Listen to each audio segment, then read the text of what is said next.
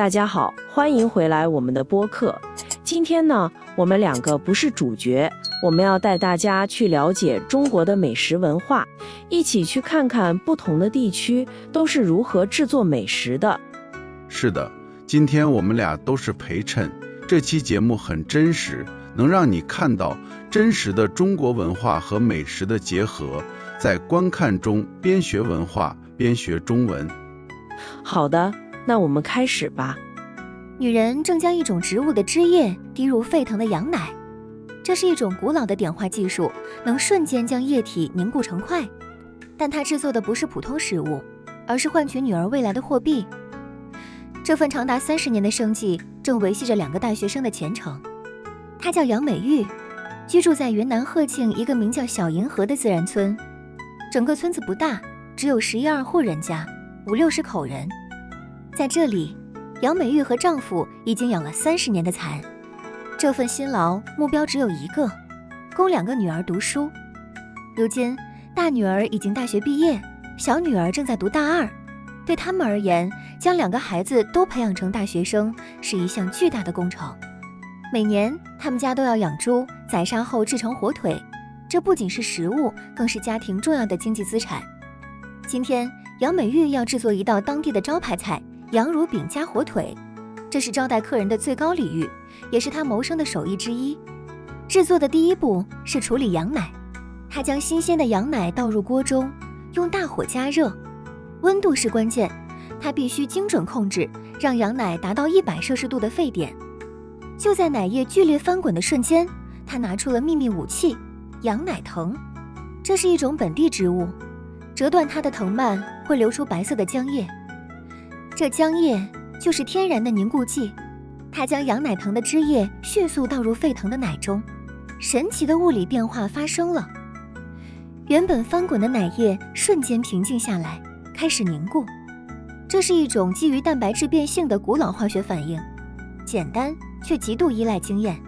几分钟后，锅中的液体已经变成了一整块白色的凝乳。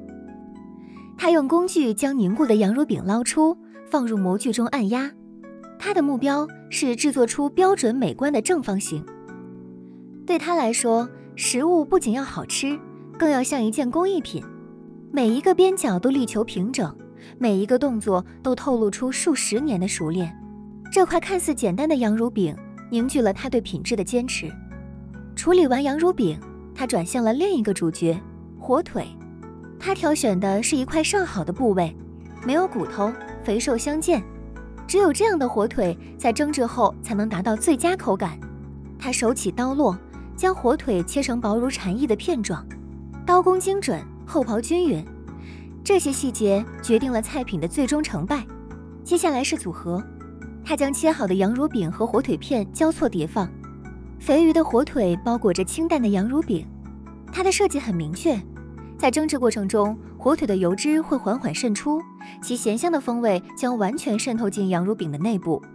这2种风味迥异的食材将通过高温融合，形成一种复合的极具层次感的味觉体验。这道菜不仅是美食，更是这个家庭生存的依靠。仅小女儿1年的学费就需要3万多元，而这份开销就压在养蚕和制作羊乳饼这2项收入上。每一片羊乳饼，每一根蚕丝，都直接关系到女儿的未来。除了制作美食，杨美玉的另一项核心技能是手工拉丝，这是制作蚕丝被的关键工序。她和同伴们将煮过的蚕茧套在手上，一层层剥开，然后撑在一个弓形的工具上。这是一个极其考验熟练度的技术。他们需要用手将蚕丝均匀地拉开，保证整张丝网厚度一致。不熟练的工人很容易将丝都堆积在下半部分，影响被子的品质。对杨美玉来说，做被子和做菜一样，凭的是良心。你可以轻易地在看不见的地方偷工减料，但她选择不做。她认为钱固然重要，但内心的安宁和职业的操守价更高。当羊乳饼加火腿蒸好出锅，热气腾腾，火腿的油亮和羊乳饼的洁白形成了鲜明对比。它的味道正如杨美玉所预期的那样，咸香可口，奶香与肉香交织，口感独特。她用这双手日复一日地重复着这些看似枯燥的工作，养蚕、做饭、拉丝。他把所有的辛劳都转化成了女儿们的前程。他笑着说，希望2个女儿将来都在外面发展，一个都不要嫁回来。这句玩笑的背后，是一个母亲最朴素的愿望：孩子们能拥有比自己更广阔的天地，不再被困于这片土地和这份辛劳之中。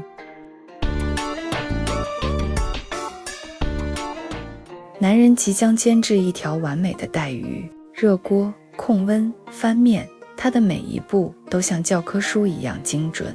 他要做的是用最家常的技法呈现极致的鲜美，但他很清楚，这道菜的成败早在鱼下锅之前就已经决定了。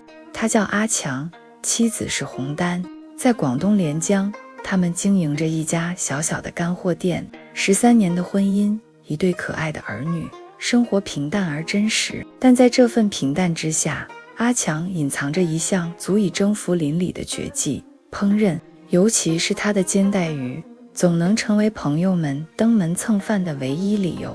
今天他要再次复刻这道招牌菜。他深知带鱼的美味与季节紧密相连，天气越是寒冷，带鱼为了抵御低温，体内积蓄的油脂便越是丰厚。这种天然的脂肪是煎制后香气四溢的根本来源。厨房里，他的动作冷静而专注，技术细节开始逐一展现。他点燃炉火，将铁锅烧得滚烫，一直等到锅底冒出清晰的白烟。这是防止鱼皮粘连的物理学原理。高温会瞬间封闭鱼皮表面的蛋白质，形成一层保护壳。他夹起腌制好的带鱼段，沥干水分，平稳地放入锅中，伴随着滋啦一声，油脂的香气瞬间被激发。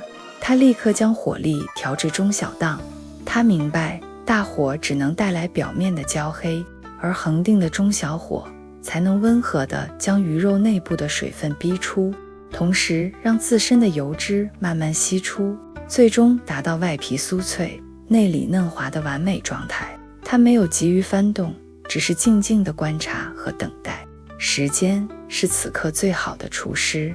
当鱼身的一面呈现出诱人的金黄色，他用锅铲轻轻试探，能感觉到鱼皮表面已经变得坚硬。他知道时机已到，手腕一抖，轻松地将鱼段完整翻面，整个过程干净利落，没有丝毫拖沓。但对连江人来说，煎鱼只是序曲，真正的灵魂在于一碗其貌不扬的酱料虾油。在其他地方，它或许被称为鱼露。它的制作工艺古老而纯粹，将本地捕捞的小鱼小虾混合海盐，置于陶瓮中密封，任由时间和微生物进行转化。成品的气味极为霸道，对于初次接触的人来说，甚至是一种嗅觉上的冒犯。可阿强明白，这股浓烈的气味背后是氨基酸与核苷酸共同作用产生的极致鲜味。它是一个风味放大器。当虾油与同样来自海洋的带鱼相遇，结果并非腥味的简单叠加，而是一种被当地人称为鲜上加鲜的味觉升华。此时锅里的带鱼已煎至两面焦黄，边缘微卷，散发着不可抗拒的香气。他夹起一块滚烫的鱼油，仍在表面滋滋作响。他没有直接品尝，而是将其浸入那碗琥珀色的虾油之中。瞬间，一声清脆的咯声响起，这是滚烫鱼皮接触冰凉酱汁时发生的物理反应，也是专属于本地老饕的暗号。在这声音里，鱼皮进一步收缩，变得更加酥脆，同时充分吸收了虾油的咸鲜。鱼肉入口，外皮焦香酥脆，内里洁白细嫩，咸味与鲜味在口腔中交织碰撞，最后融为一体。妻子洪丹在一旁看着，眼中满是骄傲。在她看来，丈夫的厨艺无可挑剔，这份手艺是她魅力的重要组成。然而面对赞誉，阿强却显得异常平静。他缓缓道出这道菜的核心。他坦言，煎从来不是这道菜的重点，火候、时间、技巧固然重要，但都只是辅助。真正的重点是挑，如何在一堆带鱼中，通过观察鱼眼的光泽、鱼身的弹性、鱼鳞的银亮度。好了，今天的节目就到这里了，谢谢大家，我们下期再见。